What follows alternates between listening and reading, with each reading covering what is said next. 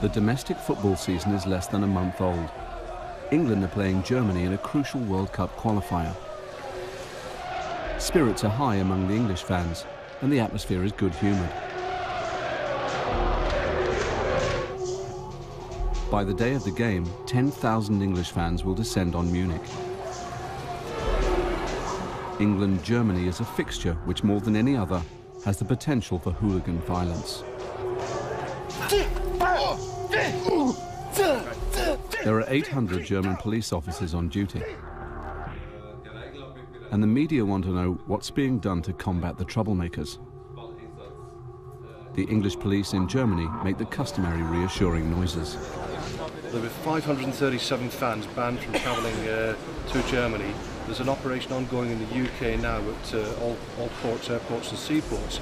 We are not concerned about large numbers of hooligans coming across. And these are the people that the media, the police and the British government are so concerned about. England fans, drawn from football clubs across the country, most with no intention other than having a drink and following the national team.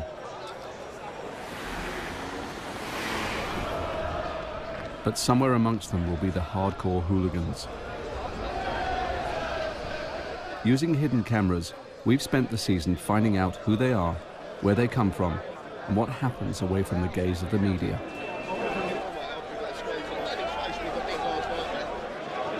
It's clear straight away that police attempts to keep the troublemakers out of Germany have not been wholly successful. This is Glenn Ford from Burnley.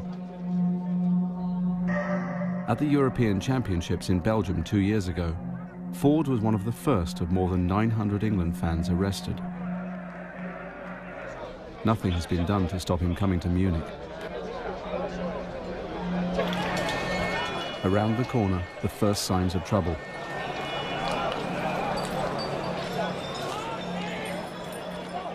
Was hier gerade passiert ist? Wissen Sie was? Ich weiß nicht, was da passiert. Ich war in der Küche, woher bin rausgekommen. Da hat geflogen die Tische, Stühle, Gläser, alles. This is Anthony McCallion from Blackburn. He was also arrested and deported from Euro 2000 in Brussels. 2.5 hours before kick-off, and hundreds of English supporters have gathered outside the Schiller Cafe. The atmosphere has changed. By now it's clear that hooligan gangs, or firms, from clubs all over the country are here. German fans cheering their team is the only provocation the English need.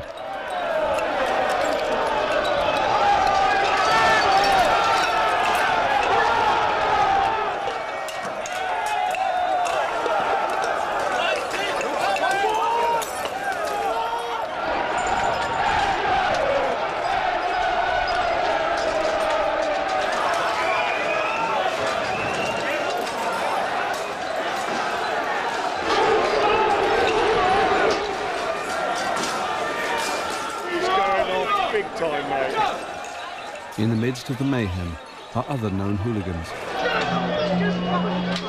This is Lenny from Wolverhampton.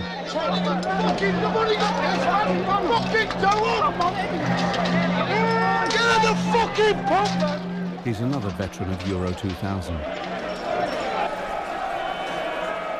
After 20 minutes, the German police appear to have the situation here under control. The authorities played down the extent of the violence.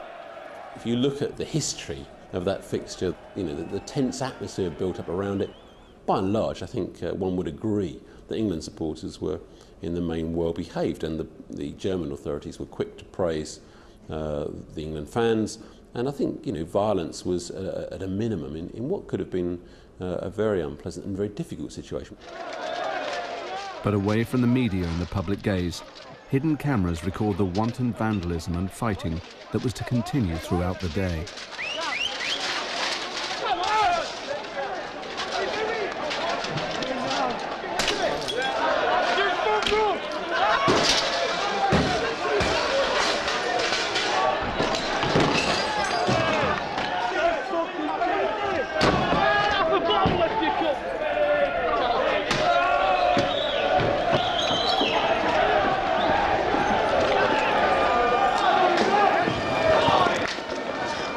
For the hooligans, it's turning out to be a fun afternoon. This is Carl, a Birmingham City supporter who was at the heart of the trouble outside the Schiller Cafe. Yeah, I saw you loving a bottle. Me? Would I do something like that? It's full bottles as well. It's like German cunt money. It's good though, isn't it? It's what you want. Like I said before, like, now you know what Millwall feel like. Everybody fucking hates them. Wherever you go, there's a police presence. That's right, yeah. You can't beat this. It's just fucking mad. It is, yeah. And that George, is that Georgie fucking laying into him at the end? Oh, the guy, yeah. He's going, he's drunk as well, though. He's fucking laying into him and everything. For all the violence, the German police have made hardly any arrests. Oi, oi! How the fuck you making an arrest now? Do not know. You laid some good punches, you did. Hey, Lincoln?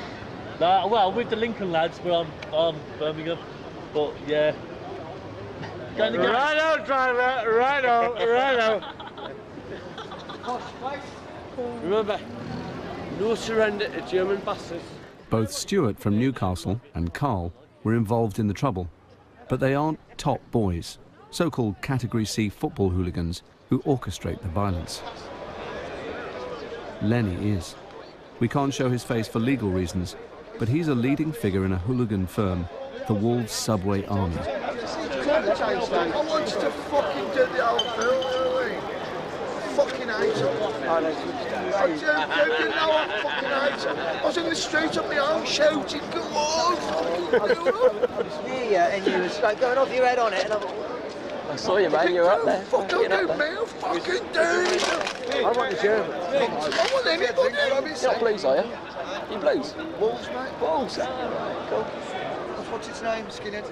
This is Stephen Powner, another Wolves supporter. Thompson, come to Dante with us. We would meet Lenny and his firm again during the season. Do you think there's going to be any more aggro later? Yeah, all day. Lenny's prediction seems to be accurate. In this kind of atmosphere, the usual banter between drunken fans rapidly descends into violence. The trouble spills out into Munich's main shopping street.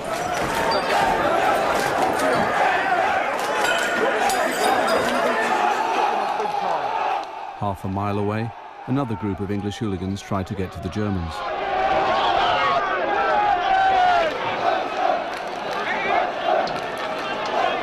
Some unlikely ringleaders emerge. The man get nicked just like that. Look, he ain't got no fight or nothing, is he? Come on, let's go for it. Come on.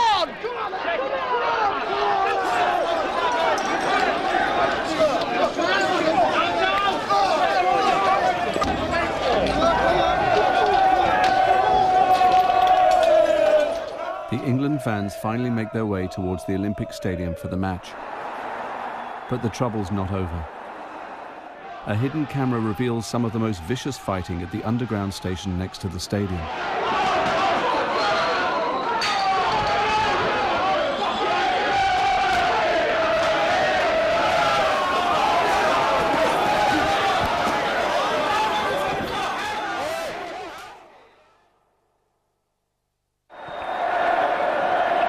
The game starts here in Munich, England's first match in Germany since the championships of '88. The Football Association refused us permission to show any of the action from the match. They want to present a clean image of English football. In the pre-match editions of the newspapers, the hooligans had grabbed the headlines. Heads it away, second time. But for once, events on the pitch were about to sweep aside any talk of violence. Heskey's running through the middle. Scholes to Heskey's onside. Heskey into the penalty area. Another goal for England. Get this scoreline. Germany 1, England 5.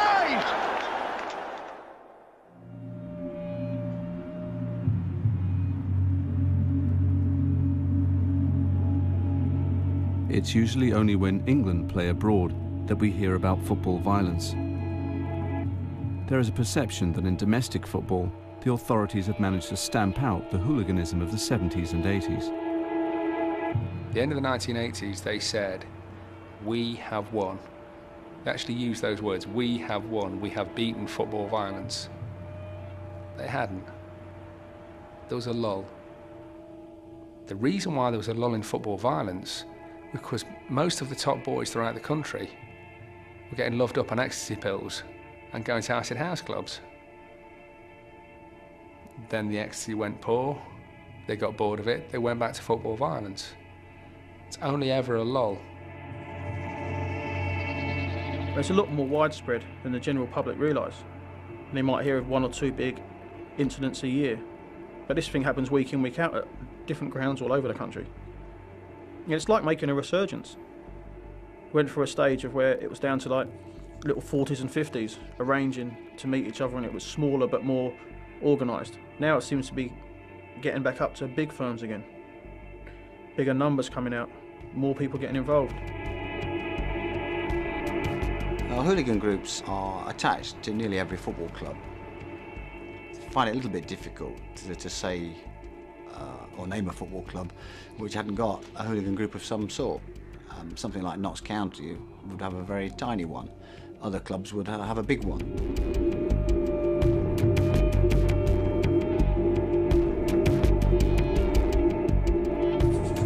The new Den, home of Millwall Football Club. It's 6 hours before the First Division game against Nottingham Forest.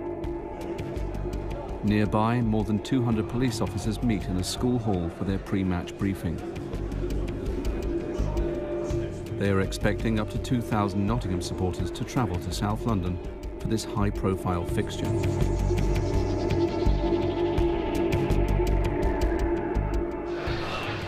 Earlier in the day, a group of Nottingham Forest supporters boarded the 8:34 train to London. They are not part of any official supporters club, nor do they wear the colours of their team. They will arrive in London hours before most of the other fans. Using hidden cameras, we were to follow them. Right, what we have today is Millwall and Nottingham Forest. The clubs haven't really played each other for a number of years, but in the past there has been some feeling between them and some instances of disorder. We anticipate, again, there could be disorder today. There are a number of fans coming down by train. Because of the intelligence for this event, dress will be public order kit. Be aware of that at all times, please. The operation is costing more than £50,000, and officers have been drafted in from as far away as Kingston in Surrey. The train from Nottingham has arrived in London. Police intelligence suggests that in this group are known troublemakers, so the whole group is soon found and escorted by police officers. It's 4 hours before kick-off, and the pubs are opening. We used to get up as early as possible, get to their city, find a bar, plot up in there, and just wait to see what happened. I mean, at the end of the day, if you go into an away game, the onus is on them. It's their town, it's their bars, it's their pitch. Identifying who the troublemakers are and second-guessing what hooligans from the two clubs will do is the job of Millwall's football liaison officer. Millwall generally will meet here at London Bridge. The 8:30 train from Nottingham brought about 100 or so Nottingham hooligans down on it. The main risk is if Nottingham and the Millwall supporters get together and we don't have sufficient officers to keep them apart. The problem we have is actually finding them and getting officers to them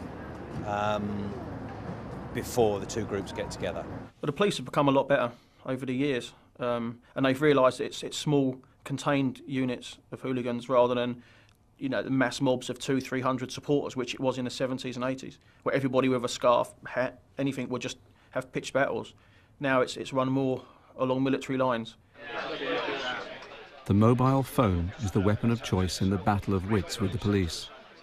These Forest fans seem anxious to shake off their police escort and join up with another group from Nottingham who are drinking in the West End.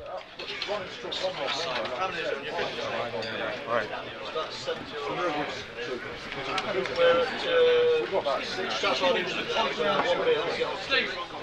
matter, does it? Well, you name a pub, we'll come to you. We've got to get out of here before we get out.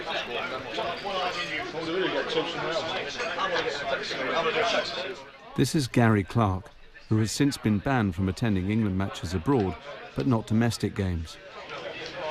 There's 2 months well on Common Garden, and the old Bill's 1 month. So what do you want to do? Common Garden's probably a long way from South London, though, isn't it?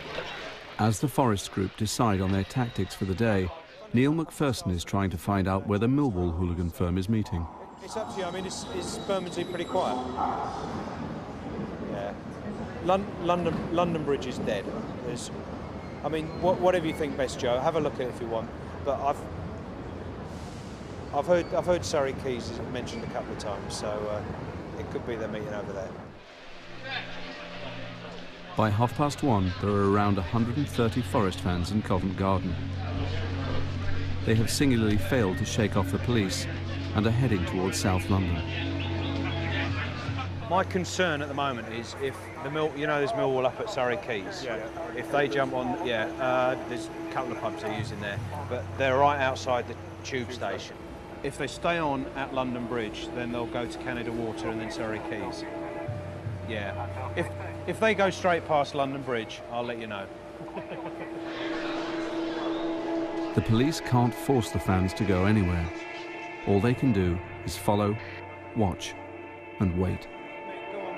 We are hoping that they get off here at London Bridge. There's no Millwall supporters at London Bridge at the moment, so we're hoping they get off here and go to the ground. Or go for a drink, obviously, if that's what they want to do. Hey, Bob, halfway, it was finished, They're coming up. For your information, so they're just getting off at London Bridge now, the Forest lot. Push everyone over this side and this side.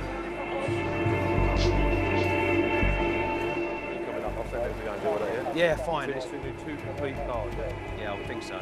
Just want to move away. Is there a bomb scare or something? No, I wish it were that simple. No, it's just football supporters.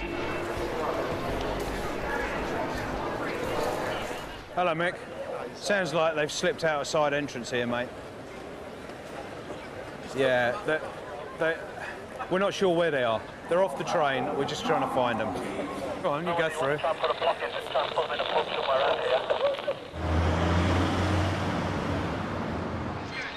They haven't gone far. They gather in 2 pubs near the station. This is Millwall territory. Even if all that actually happens is you get to their pub before they do, and by the time they arrive, there's 200 of you in there, and they can't get in, and the police don't let them in, then even though you haven't had a row, you've still had a bit of a result which you can laugh at. The latest we've got at the moment is Millwall are still at or near the ground, and the plan is we will escort the Nottingham Forest supporters to South Bermondsey via London Bridge and then into the ground. All the time we've got the Forest together, we won't have a problem.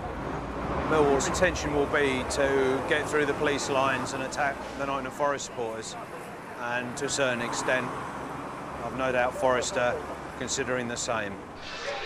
Rival hooligan groups will go to great lengths to meet up and fight. They bring each other up and they arrange things. They even talk to each other and signal each other across football grounds. You can see one hooligan leader in a football ground, one side, another the other side, and then you'll look again and see them sat together. Inside the Forest pub, Gary Clark seems to be reporting his contacts with Millwall supporters to his fellow Forest fans.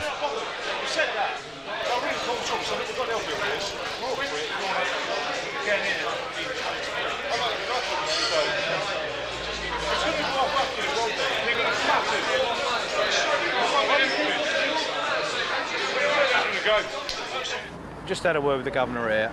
They're not going to be allowed out now. They're not going to be allowed anything. They'll all be taken up together as a group. What I'd like to do is go in there with you and tell them. Will they be receptive to that? Yeah, I don't think they know what's fucking happening. So. All right, if we go in. I mean, we'll go whenever they want. Some of these out here, which yeah. Well, no, yeah. All right. All right, chaps. Who can I speak to that's got a? We can can get a message round.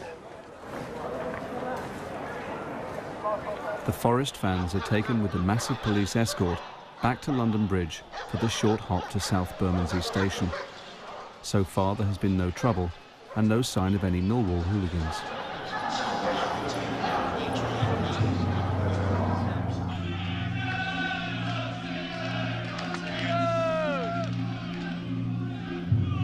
It's only a quarter of a mile from the station to the ground.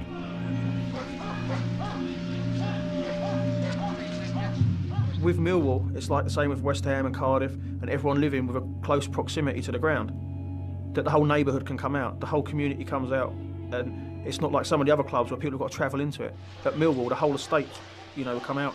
Opposing firms to get to the ground have got to go through all the local estates and everybody's up for it. There's a siege mentality at Millwall.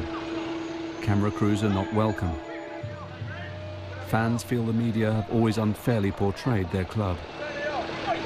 Human rights, you fucking bastards! Turn it off! Wait, turn it off! Turn the fucking off! Fuck off! Shit like that! Turn it off, alright? Oh, you're the fucking minded, are you, you cunt?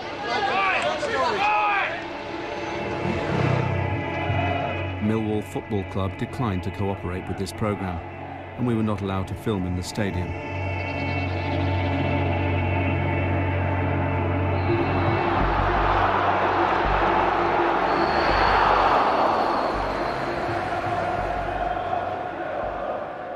The game's almost finished now. From over this side, the Forest supporters will come out. What we're going to do, because it's been quite tense in there during the game, we'll be holding them back for a few minutes until let all the Millwall supporters out. They will go out that way, out onto the main road behind you and away. We will then clear the main road and take the Nottingham Forest supporters down to the station. 10 minutes before the final whistle, Millwall are losing 3-2. A group of Millwall fans have left early and are gathering near where the away supporters will exit the stadium. But in the last minute, Millwall equalise.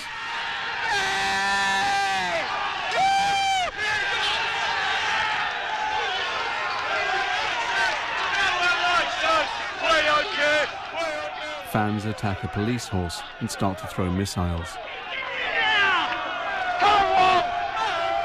They move towards the police lines.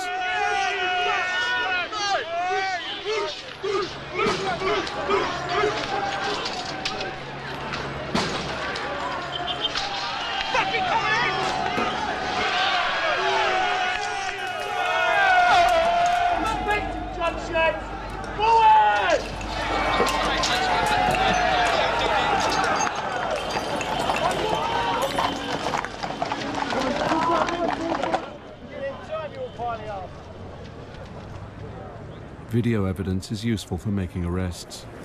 Did you get anything earlier? Yeah. They come up your own, all thrown from in there. Great. Quite a few in there. Doing it. How many do you think are hanging around? Well, I would say there's a good 200 or 300 up there. There's some of the main lads up there as well. But I can see 1 or 2 faces already. 945. We're going to fucking march out and take the South Bermondsey. Yeah, and they're probably trying to hold us back. See what happens. Once again, the mobile phones are busy. Yeah. All you do is play it by now, same as us. The police clear the road so they can assist the Forest fans to the trains. At South Bermondsey Station, trouble is brewing.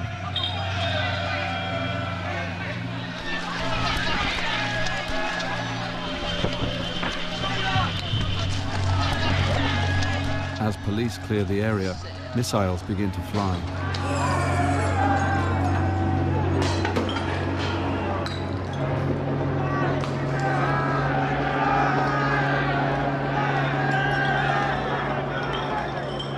We've got probably 1,000 Forest supporters going on to the station. And behind me we've got several hundred Millwall supporters intent on throwing bricks and bottles at them.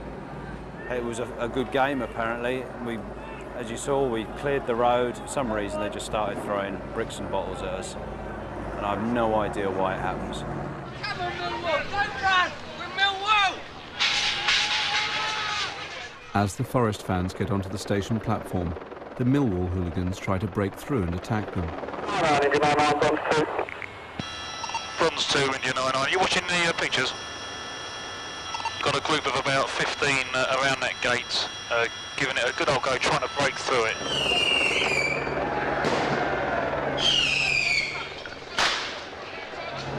With the Forest fans safely on the train, the older hooligans give up, leaving the younger ones to turn their attention to the police.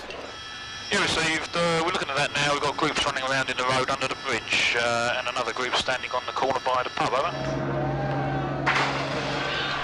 They are encouraged with an old terrorist song glorifying the small-time crook Harry Roberts, who murdered 3 policemen.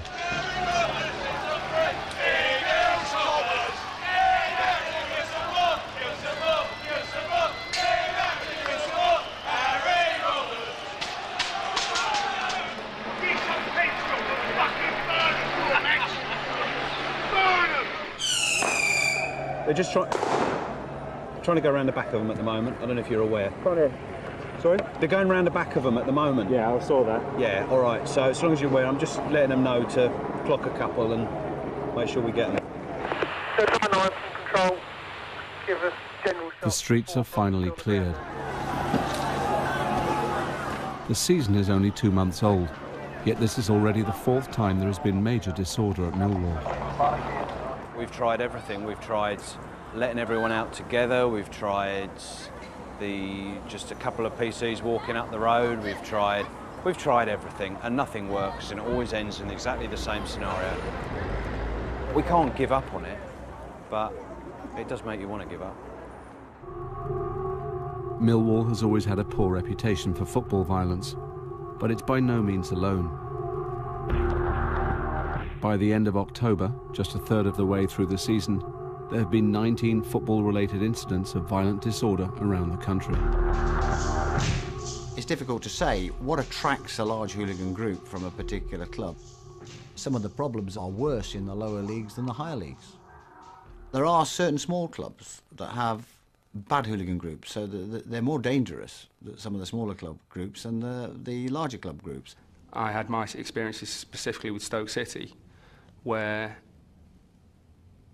it's a very tight firm that look after each other. There's a lot of respect and there's a lot of loyalty. Now, at the end of the day, the essence of what you're doing is going to a football match to get involved in a fight. And so the thing that you need to know most of all is that the people that you're with will look out for you and will be there.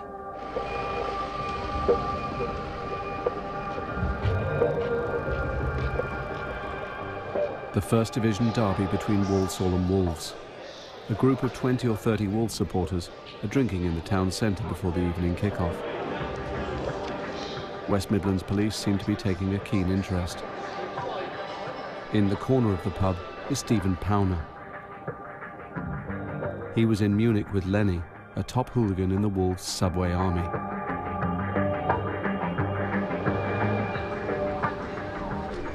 Quarter of an hour before kick-off, and small groups of Walsall and Wolves fans are roaming the streets. Basically, if you're a proper football firm, what you want to do is find their football firm, their top boys, and fight them. No interest in punching somebody that's walking down the road with a rattle and a rosette on. All you're interested in is finding the people that are the same as you, that are there for the same reason, and going toe-to-toe with them. Well, can you carry on walking down there? Well, I wasn't walking down there, I was walking this way. Well, you're walking down there. Inadvertently, our undercover cameraman gets caught up with some Walsall fans. The police are keeping them away from the Wolves supporters who are further up the road. When there's a risk of violence, the police can issue a Section 60 order, which gives them the power to stop and search anyone for weapons. No, we're not, no. No? You're not? OK, well, there's a Section 60 around here, right? Yes. Which means we can stop and search anybody. Yes. And we're going to search you under that power.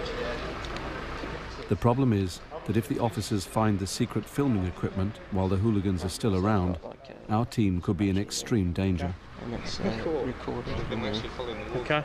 Luckily, they understand the situation and agree to do the search discreetly.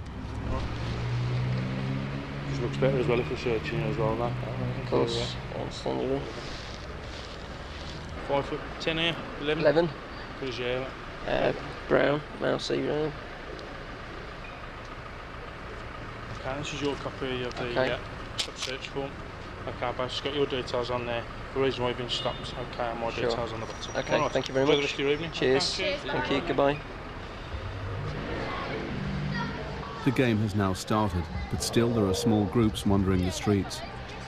You know, the most violent things are when you get little groups of like half a dozen of each team just bump into each other.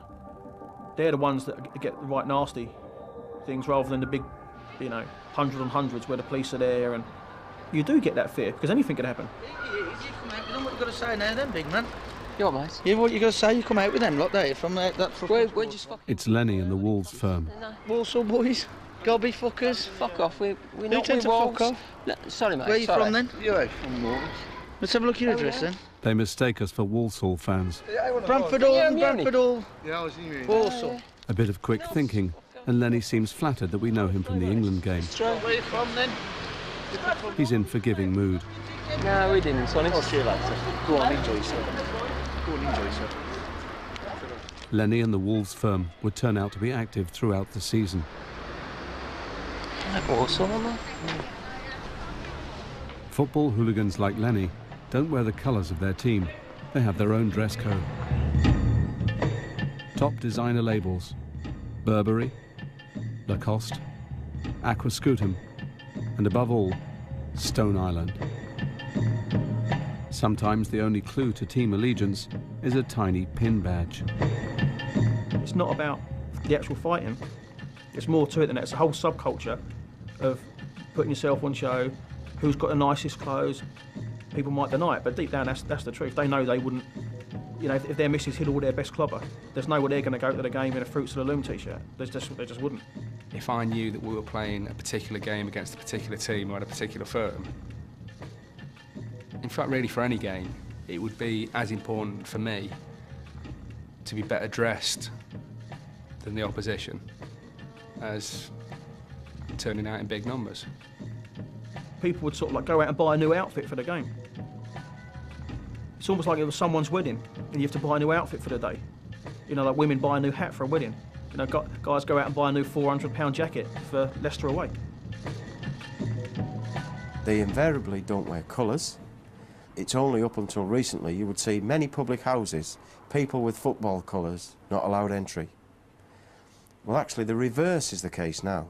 At Cardiff recently, the pubs had signs saying nobody wearing Stone Island, Rockport or Lloyd or whatever will be allowed in. Because they identify the people who wear the shirts and scarves these days are going to the match to watch the football. The people who perhaps wear the other gear are going there for something else.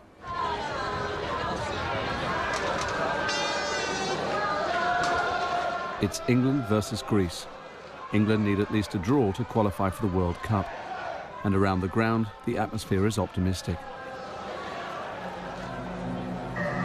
But in the city centre, the reality is somewhat different. Police intelligence suggests that this fixture will attract the largest gathering of prominent football hooligans since Euro 2000.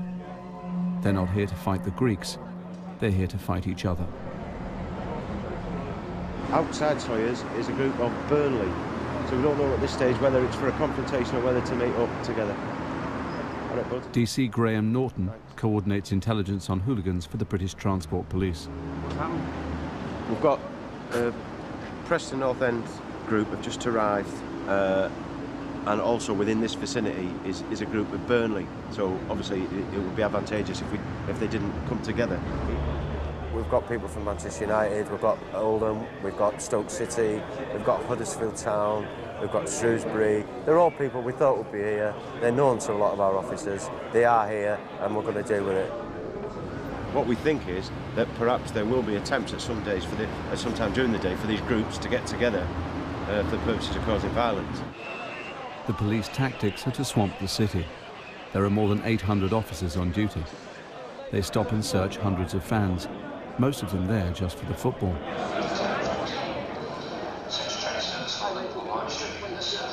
Excuse me, mate, can I have a word? Yes, sure. You'll probably be aware that, because there normally is when there's an England match, that there's a Section 60 in place. Have you got a ticket for the game? I have, yeah. Yeah, can I just have a look? Yep, Yeah. Which team do you support?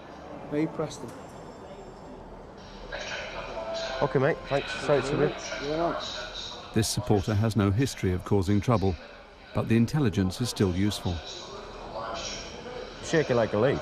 Is he? I mean, the other lads, I didn't know the other group. I presume they're all Carnforth lads, because he's a Carnforth lad. He said he's with 8 from Carnforth and Barrow. Yeah. When I walked onto the concourse and stood straight, he took a diversion so that he didn't have to walk past me. So I thought, well, let's have a look. So we will be now passed into the system and monitored in the city. The police tactics aren't popular among law-abiding fans. I watch England everywhere, Munich, everywhere. And it doesn't matter what country you go in Europe, go anywhere in the world, and I don't take your liberties away. It's ridiculous. I mean, the security you've got here, I mean, it's England-Greece. I mean, it's not even like a category, I mean, you know, it's not Germany. I mean, why all the hassle? I mean, why? That is to take away of your liberty. That's ridiculous. I mean, it's a game of football after all.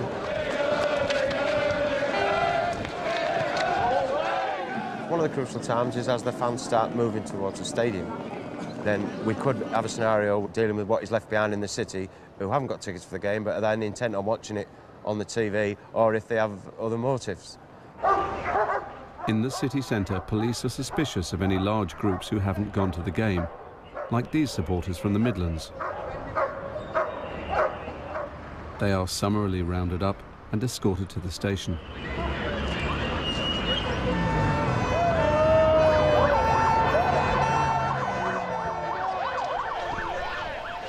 The police are also concerned about another group drinking in the Shakespeare pub. Can we go out now, mate?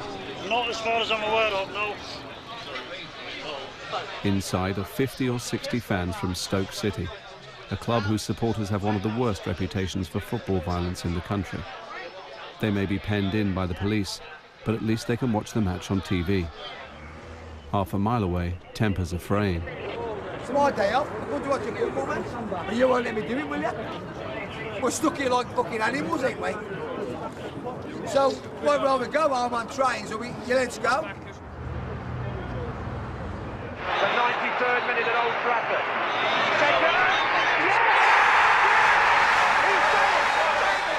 Beckham's last-minute free kick means England have qualified for the World Cup.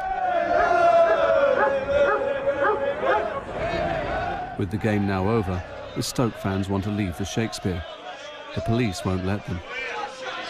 Stoke resort to a favourite tactic.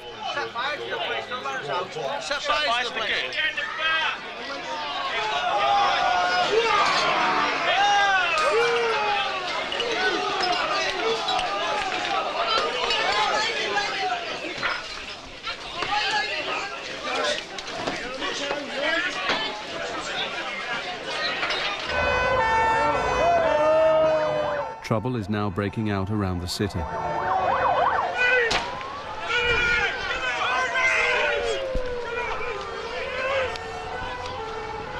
At another pub, Sheffield United hooligans have attacked the Oldham hooligan firm.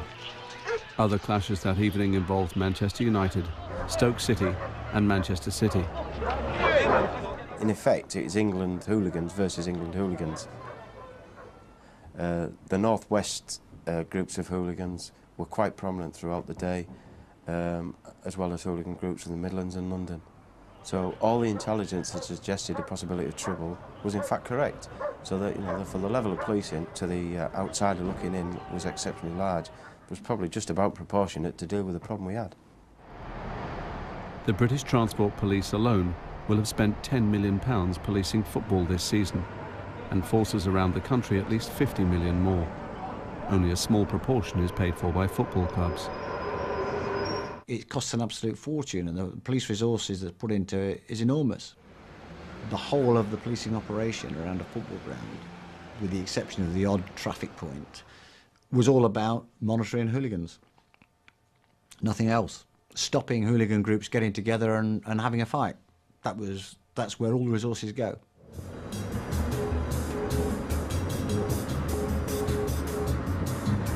A cold Thursday night in the West Midlands. The police are once again out in force, but for a much less glamorous fixture.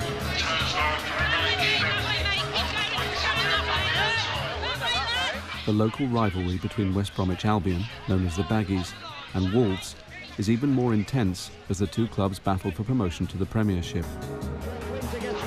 to get us underway, and we're off and running for this 148th derby meeting between the two teams. Sigurdsson heads it away. McInnes helps it on. Kennedy gets there. Swaps it to... The game ends in a 1-1 draw. There have already been minor clashes between rival fans.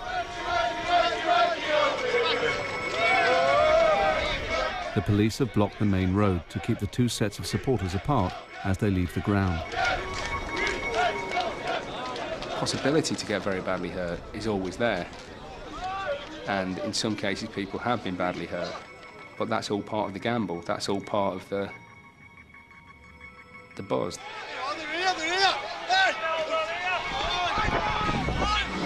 As the police try to hold back the Albion fans, we hear a voice we recognise.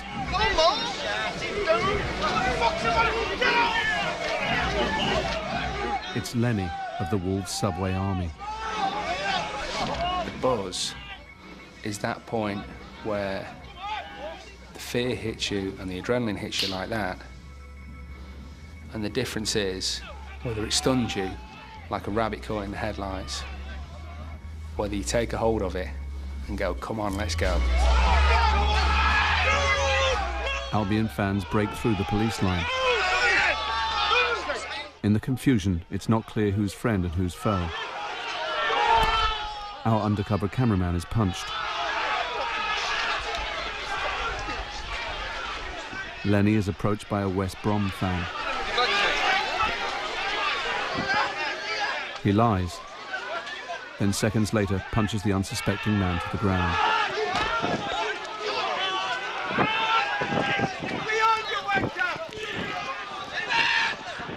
The police draw batons to break up the rival fans.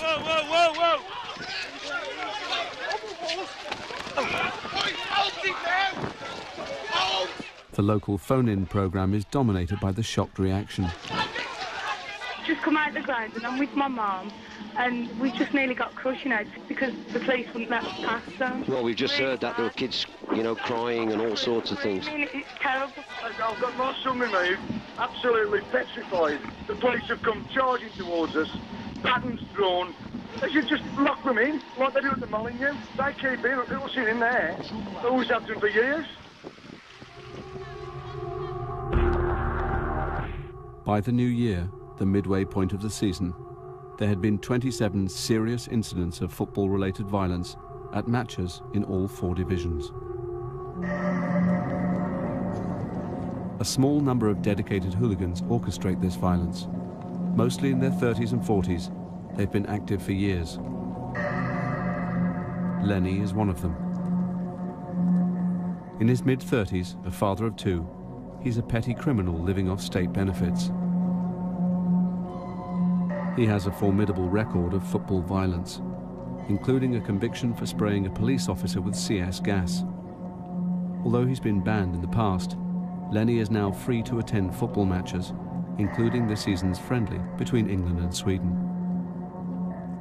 I don't think you can stereotype them, but what you can say is that they come from all spectrums of society, from unemployed drug addicts right up to practicing solicitors.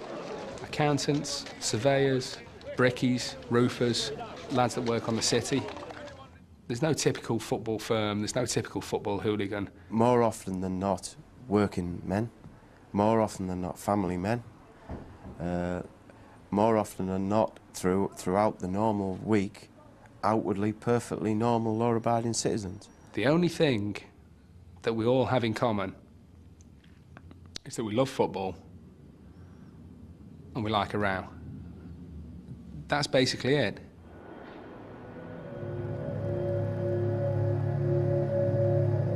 Millwall versus Portsmouth in the First Division, 2 clubs with significant hooligan firms. 9 years ago, Millwall moved to a modern all-seater stadium in Bermondsey. Football clubs have gone a long way towards stamping out the violence in the grounds. Mass brawls on the terraces have become a thing of the past. These days, football violence takes a very different form. I know people that regularly used to go on reconnaissance missions weeks before the away fixture so that they would know what pubs were there, the layout of the streets around the ground.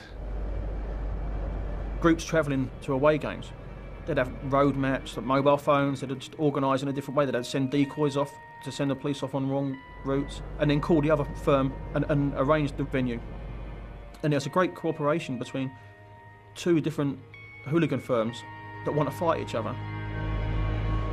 And often the chosen venue is nowhere near the stadium. By 5 o'clock, the Portsmouth Hooligans were in a pub near Waterloo Station, 3 miles from Millwall's ground. I thought it was 2 Christmas parties coming in, and there was so many guys in the pub at the time. So I started asking a few guys, "Are you from the Christmas party, or who are you?" And they said Portsmouth. So I says, "Oh, there's something going to kick off here." So I seen more people coming in, seen more people on mobile phones, the whole lot, and then I went, there's something going to happen. And then all of a sudden, I heard a charge at the front door, and I turned around and I seen guys just running in the front door over there. You hear lads charging with tables and stools and chairs, but all I could hear was glass smashing. It was just mayhem. I thought it was the end of the world.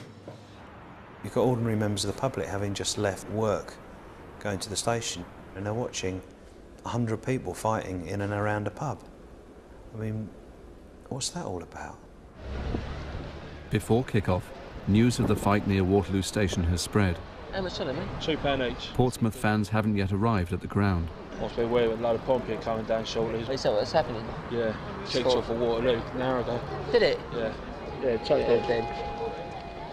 Cheers, mate. Good, mate, thank you.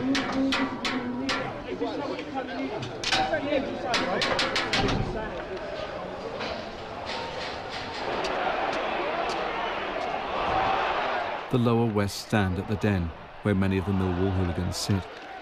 The Portsmouth supporters are kept at a safe distance. Dogs! All of you! Fucking lads! We've done you so many times! There can be a very hostile atmosphere, but I don't think that's unique to Millwall. That is football to a certain extent. You can get a great atmosphere down there when the team are playing well, but people have to appreciate that there is a boundary which they shouldn't cross.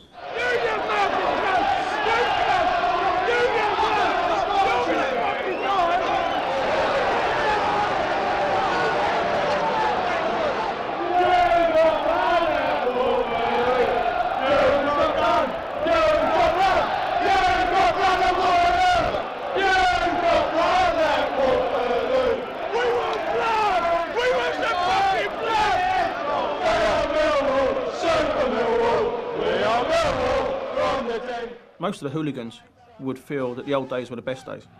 Since the influx of like foreign players and all the money that was generated from Sky and the televised games, it's a whole new breed of football fan that's been introduced to the game. I mean, the corporate people, families.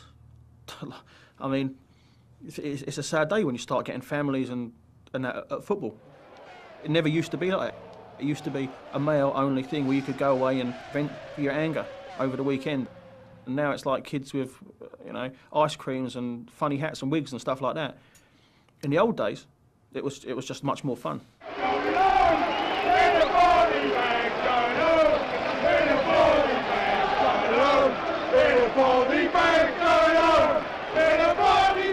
I think the reason you get some of these big firms with the perceived smaller clubs are because they haven't attained success to the level where outside money comes in and corporate, you know, investment comes in and ruins the club. And I think that's why you get some of the most violent firms at the old style of clubs. Millwall win 1-0. In spite of the vicious chanting, there is no violence in the ground. The club has already banned well over 100 troublemakers. The club are banning them for life, and we're trying to enforce that. The manager and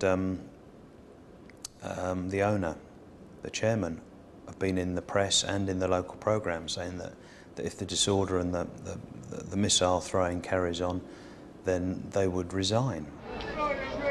The trouble that takes place outside the ground goes largely unreported and unseen by the public. The vast majority of Millwall fans go home peacefully, but several hundred hooligans follow their familiar post-match ritual and wait for the Portsmouth fans. While they wait, they abuse black and Asian passers-by. that cunt! Shoot that nigga! Get out the Around the corner, they find another target. Postman's car! Postman's car!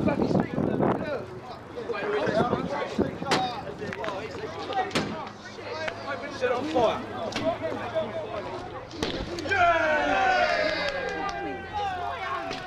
There's something wrong with a lot of ya.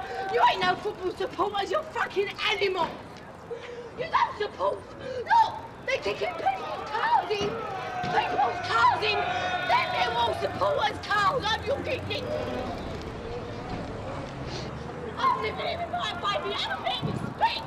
Imagine if it was outside your fucking mother's house. Imagine it, eh? Would you put up here? No. So you fuck yourselves out. A Portsmouth supporter has unwisely squeezed through police lines to try and get back to his car.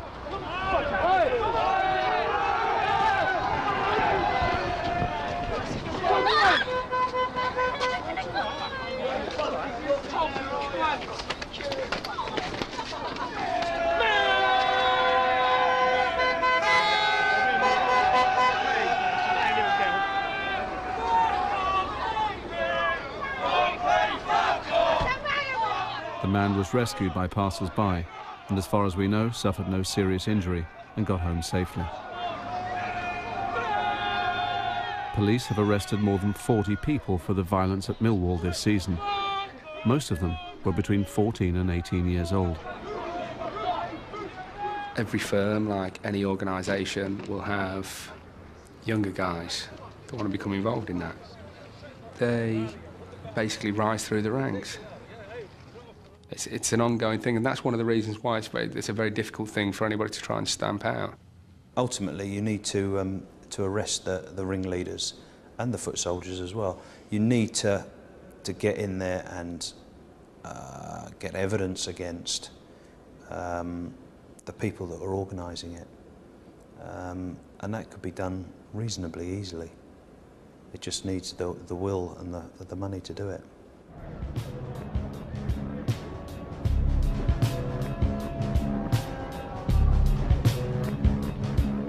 England have already qualified for the World Cup, so it's time for another friendly, this time against the Dutch. At English ports and airports, a major operation has been launched to prevent the hooligans from travelling. Apart from a few minor incidents, most of the fans seem intent on enjoying the pleasures of Amsterdam.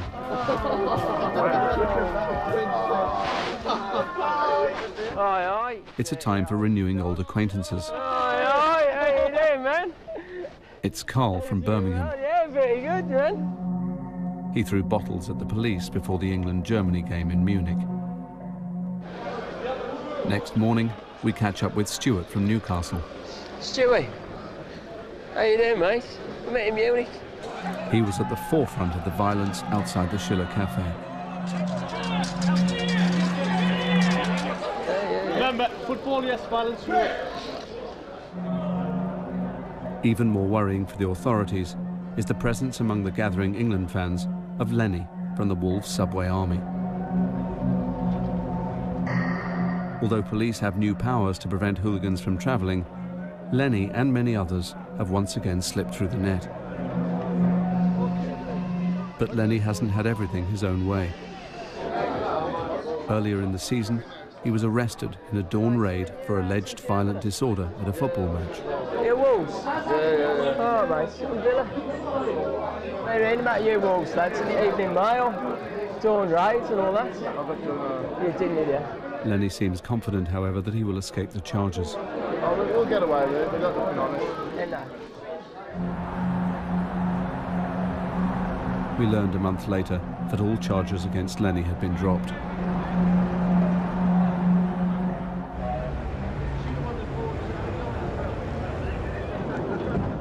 The football season is nearing its end, and Millwall are still chasing promotion to the Premiership. It's been a long year for Neil McPherson.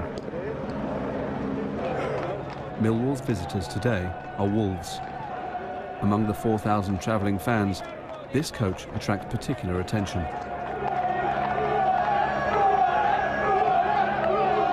It contains Lenny and the Wolves firm.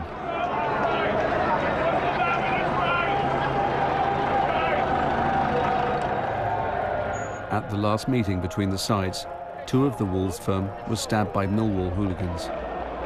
Today, more than 300 officers are on duty, the biggest police presence of the entire season.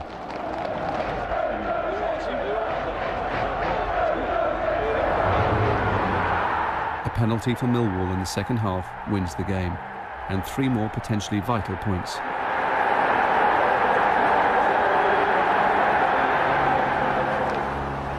The sheer numbers of police prevents any clashes between Millwall and Wolves hooligans. So instead, with depressing predictability, some Millwall supporters attempt to attack the away fans as they're taken to the station.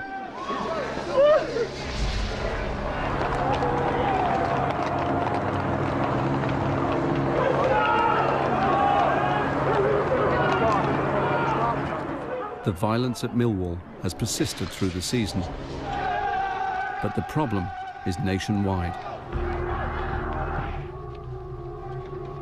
This season, there have been more than 50 major incidents of football-related violence around the country. Few clubs can claim to have no hooligan problem.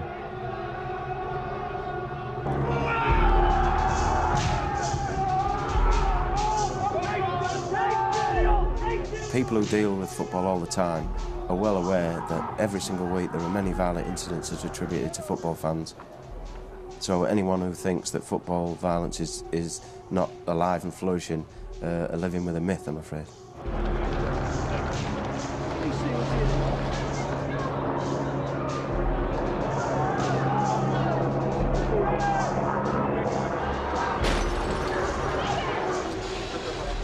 If the FA acknowledge it, the Football League acknowledge it, and the press publish what is really going on, then somebody has to do something about it. And if you're going to do something about it, it's going to cost a lot of money. And that money will have to come from television revenue. And that will be taking money out of the pockets of the clubs and the FA and the Football League.